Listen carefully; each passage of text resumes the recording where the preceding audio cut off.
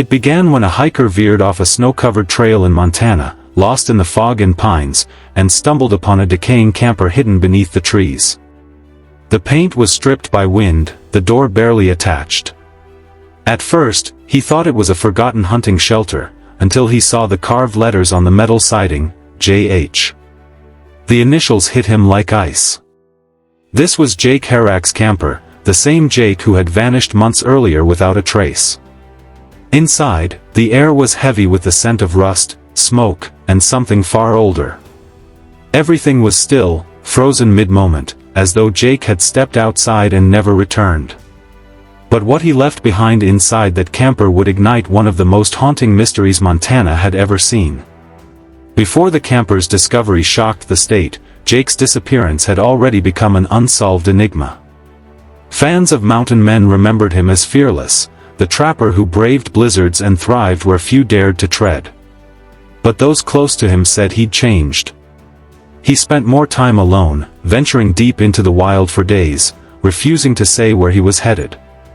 He started talking about the Watchers of the Ridge, strange eyes that gleamed in the darkness, too high to be a wolf, too wide to be a deer. At first, it was a joke. Then it wasn't. He began keeping records, sketches, coordinates, and cryptic phrases like, "It's learning," and, "It's closer tonight." Locals soon reported their own encounters, missing livestock, guttural howls, and claw marks on trees unlike anything native. When reporters asked Jake about it, he only smiled faintly and said, "There's more out here than people think." Those would be his last public words. Not long after, his truck was found near the Yellowstone River, half buried in snow.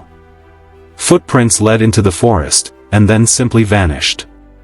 When search teams entered the woods, they found nothing but abandoned campsites and half-buried tools. It seemed Jake had disappeared into the air itself. Production crews quietly removed his name from upcoming episodes, saying he was taking time off.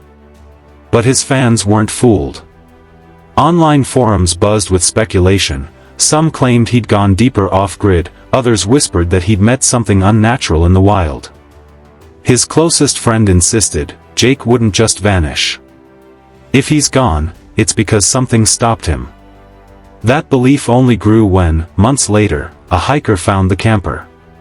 Inside were Jake's final clues, his notes, his tools, his silence, and something so cold it seemed to breathe. When investigators pried open the door, the cold inside wasn't natural. It clung to their skin. Everything was preserved, his coat hung neatly, his rifle leaning against the wall, the pot on the stove frozen solid mid-boil. It felt as if time had been locked away. Then one ranger uncovered a stack of notebooks tied with cord. The early pages were calm, weather data, trap results, but as the entries continued, they spiraled into fear. Jake wrote of scratching outside the camper, heavy footsteps circling at night, and breathing that stopped the moment he looked outside. Pages were violently crossed out, as though he didn't want them read. One line said, "It waits for me to sleep." Another, "Light doesn't scare it anymore." The final entry trailed off mid-sentence, "It came back last night. If anything happens to me," the ink streaked off the page. On the back, drawn in charcoal, were two enormous eyes floating in darkness. Investigators also found his trail cameras, expecting the usual wildlife footage. But the recovered SD card told a different story. The first frames showed Jake setting up camp. Then, at 2:43 a.m., movement flickered beyond the firelight, a towering figure between the trees. His dogs barked frantically as Jake's voice murmured, "Easy, boys." The sound that followed was a deep metallic growl, like air dragged through steel. When his flashlight swept the woods, two glowing eyes blinked back at him, impossibly high above the ground. Seconds later, the camera shook violently, the fire snuffed out, and the final audio was chaos, snapping branches, Jake yelling, "Stay back," followed by a screech of metal scraping rock. Then silence. Experts reviewed the footage, but no known animal matched the movement, sound, or shape. The video was confiscated.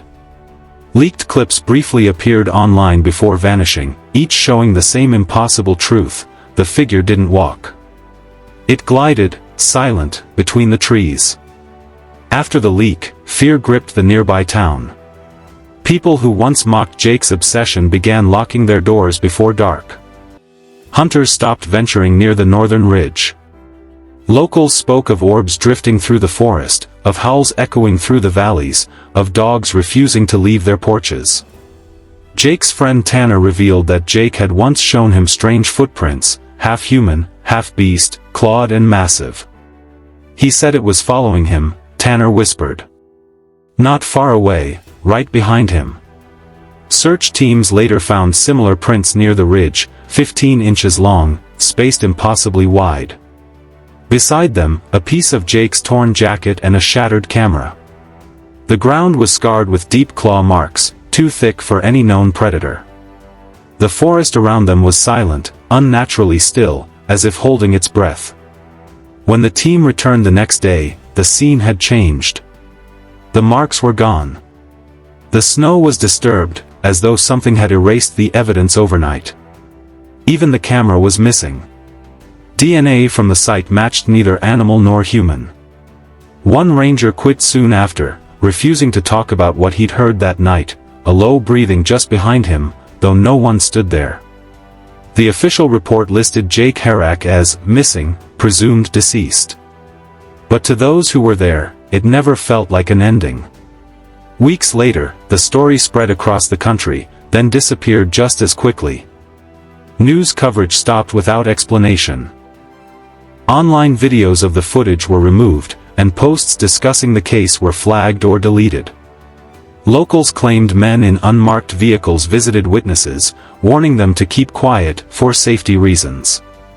Rumors exploded. Some said Jake stumbled upon an old government project buried beneath the forest, tied to Cold War bunkers near his last mapped coordinates. Others believed he'd found something older, a creature spoken of in tribal legends, a spirit of the land guarding something sacred. Officials dismissed it all as delusion brought on by isolation, but their explanations never fit the evidence. And then, 2 weeks after the camper's discovery, it was gone. Locals passing by saw tire tracks from unmarked trucks and knew, wildlife hazard, fencing where it once stood. No one ever saw the camper again. In the years since, Jake Herak's disappearance has become part of Montana's folklore, half cautionary tale, half unsolved mystery.